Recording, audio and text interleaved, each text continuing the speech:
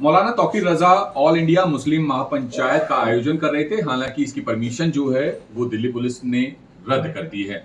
इनके कई सारे मुद्दे थे, इस मुद्दे पे बात कर लेते हैं। मौलाना साहब, परमिशन तो कब मिलेगी वो तो प्रशासन ही बता पाएगा। हालांकि कोर्ट भी आप चले गए हैं तो कोर्ट भी तय करेगा, लेकिन जो मुद्दे हैं उन पे बात कर लें। मुद्दों में आपने बहुत सारी चीजों का जिक्र किया है, मस्जिद, मकबरों, कब्रिस्तानों, मदरसों का, गौकशी, गौ तस्करी का।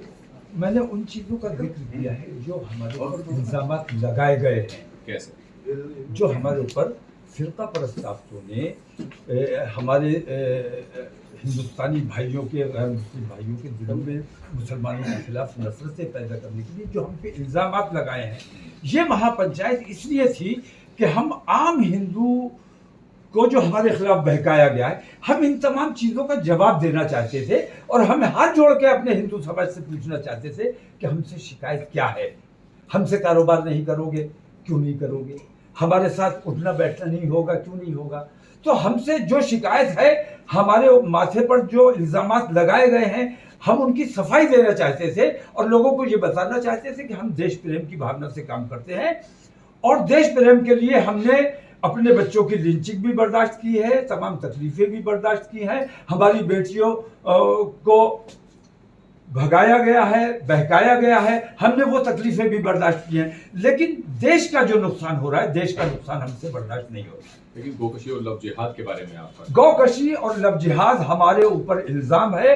ये तहकीक करना आपका काम है, आपकी जिम्मेदारी है कि हम कितनी गौकशी करते हैं और गौकशी वो कितनी करते हैं। वो जो लोग हम पे इल्जाम लगाते हैं, आरएसएस वाले पूरे इस गौकशी के नेटवर्क में इन्वॉल्व हैं।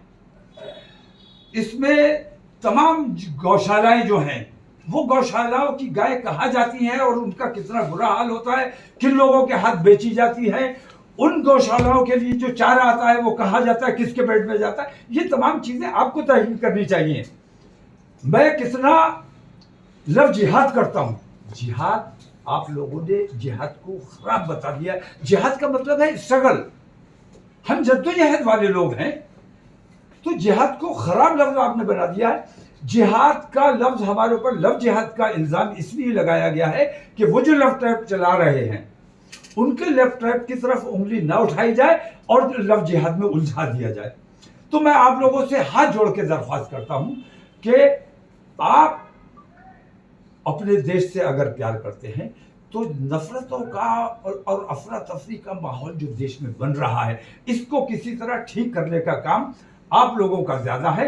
मैं अपने लोगों के निकला था, तमाम दलित और तमाम लोगों को जमा कर रहा था और सिर्फ ये मैसेज देना चाहता था कि हम एकता चाहते हैं और उस एकता से नाखुश होकर हमारी परमिशन कैंसिल की गई। मुझे यकीन है कि हाईकोर्ट हमें परमिशन देगा।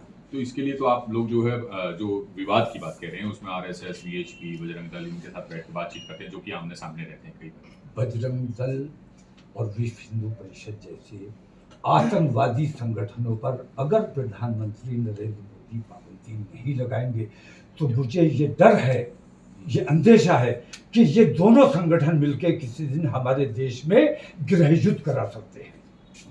तो अगर नरेंद्र मोदी अपने देश को बचाना चाहते हैं और देश से सच्चा प्यार करते हैं, जिसकी मुझे उम्मीद नहीं है, क्योंकि मैंने देखा है कि जब तमाम अंग्रेजों से लड़ रहे थे तो इनकी पार्टी और इनके लोग कहाँ थे? खून हमने बहाया, कुर्बानियां हमने दी, जानें हमने दी, मुल्क को आजाद हमने कराया। ये लोग हमारे साथ नहीं थे उस वक्त जिनके हाथ में आज देश की सत्ता है। तो अगर वाकई तुम्हारे दिल में कहीं मानवता नाम की कोई चीज बची है, अगर तुम्हारे दिल में कहीं देश प्रेम है, तो देश प्रेम का मतलब यह है कि देश में अमन रहना चाहिए, भाईचारा रहना चाहिए और भाईचारा बिगाड़ने का काम विश्व हिंदू परिषद और बजरंग दल जैसे संगठन कर रहे हैं। इन पर नरेंद्र मोदी को अंकुश लगाना चाहिए। आपके मुद्दों से हटकर एक सवाल मैं पूछना चाहूंगा, जो इजराइल और फिलिस्तीन के बीच में, जो हमास के बीच में जो पूरा युद्ध चल रहा है, उसको लेकर आपका क्या स्टैंड है? मुझे आप लोगों से ये शिकायत है कि इजराइल बच्चों को, औरतों को, फिलिस्तीनियों का बुरी तरह से संहार करता रहा।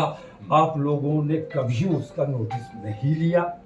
एक अगर उधर से कुछ रिएक्शन आ गया है, उसको इतना बड़ा तूफान बनाया हुआ है हिंदुस्तान में। मैं हैरत करता हूं, इजराइल के खिलाफ इजराइल में लाखों का मजमा जमा होता है और उनकी इन तमाम कार्रवाइयों का विरोध करता है, लेकिन हिंदुस्तान में हमें जुबान खोलने की इजाजत नहीं है। मेरे इस प्रोग्राम में फिलिस्तीन नहीं था, बोलने की इजाजत है तभी आप बोल भी रहे हैं, क्योंकि डेमोक्रेसी है ये। मेरे इस प्रोग्राम में फिलिस्तीन नहीं था, मेरे इस प्रोग्राम में सिर्फ मिशन कॉन्स्टिट्यूशन था। तो लाखों बच्चों का कत्ल किया गया, पिछले 10 साल में तकरीबन 1.5 लाख लोग मार दिए गए। अगर हिंदुस्तानी हुकूमत को वो नजर आया होता तो वो कभी भी इजराइल की हिमायत नहीं करते। और हिंदुस्तान की ये तारीख रही है कि उसने जालिम का साथ कभी नहीं दिया, कोई भी प्रधानमंत्री रहा हो और किसी भी दल का रहा हो। इन्होंने भारतीय जनता पार्टी की रूह के खिलाफ काम किया है, जो उसका असल तरीका है उसके खिलाफ काम किया है। नरेंद्र मोदी पर पार्टी को भी एक्शन लेना चाहिए कि पार्टी स्टैंड के खिलाफ आप कैसे गए। तो जालिम के साथ मैं खुलेआम ये बात कहता हूं कि जालिम का साथ सिर्फ जालिम दे सकता है, मजलूम के साथ हम जैसे मजलूम खड़े हैं, और जो मानवता में जो लोग विश्वास करते हैं वो तमाम लोग फिलिस्तीन के साथ खड़े। लेकिन भारत और जो है प्रधानमंत्री आज इजराइल के साथ खड़े, तो आप उन्हें जालिम कह रहे हैं। जालिम वो तमाम लोग जो जुल्म करते हैं वो जालिम ही कहलाए जाते हैं। मुझे आप ये बता दीजिए कि कौरवों और पांडवों में जो युद्ध हुआ और उसमें उस वक्त का राजा जिसका समर्थन करता था वो जालिम था कि नहीं था?